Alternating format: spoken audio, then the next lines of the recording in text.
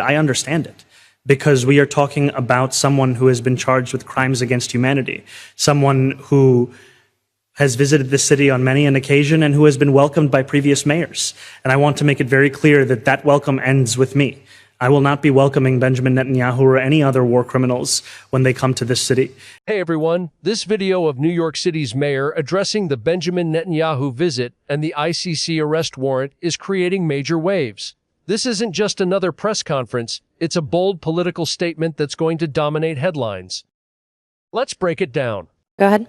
Mr. Mayor, I'd like to approach the Netanyahu issue from a different direction. Please. I wonder what you would say to your Palestinian supporters and others who voted for you because of your vow to arrest Benjamin Netanyahu and are disappointed with the fact that you can't do it. Some of them have taken to social media saying, arrest him anyway because ICE doesn't ask for permission, that you should just do it. And also, the second part of the question is, what do you think that these people who are frustrated with Netanyahu should do when he arrives in New York City for the United Nations meeting? I think one of the bedrocks of our city is protest. It is something that has been a part of what makes our city so special, that New Yorkers can express themselves, whether they are in support or in opposition, no matter on whatever topic. And I've always said that when we respect our Constitution, we also respect our First Amendment. And here in New York City, it'll always be a place where you can exercise that. And when it comes to the first question, I have made clear both that I believe that this is an arrest warrant that should be executed, and also that I would follow the laws that we had, and I would be respectful of those laws. And that is why I asked my administration to do a review of all applicable law. And I believe, however, in that same finding, that the United States government does have the ability to both joining the International Criminal Court and executing that warrant. And that is something that I want to see happen. I just want to follow up. I wonder if two questions really. Can you tap into the disappointment that people in the Palestinian community feel that you're not going to be able to arrest them? And are you urging them to protest? I'm simply saying that this is a city where if anyone feels a level of frustration or opposition, protest is something that we will always respect.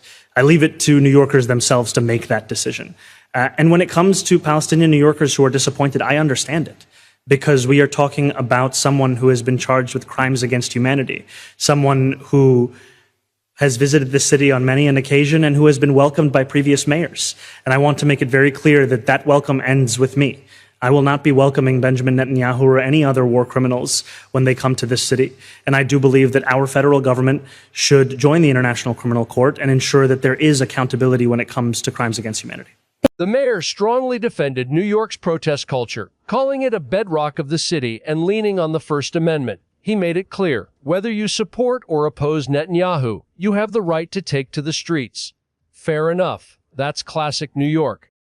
But the real heat came when he faced tough questions from disappointed Palestinian supporters who expected him to arrest Netanyahu. He admitted he understands their frustration. However, he also made it crystal clear that he will follow the law and respect the limits of his office. Still, he didn't hold back on his principles. He doubled down, saying the ICC warrant should be executed, and openly called for the United States to join the International Criminal Court to hold people accountable for crimes against humanity.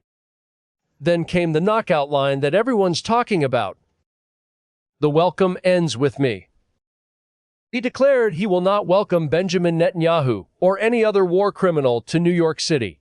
That's an incredibly strong and provocative statement from the mayor of America's biggest city. Supporters are praising him for showing moral courage. Critics are slamming it as grandstanding and dangerous political theater. The truth is, the mayor is trying to walk a tightrope, respecting legal boundaries while taking a loud moral stand against Netanyahu.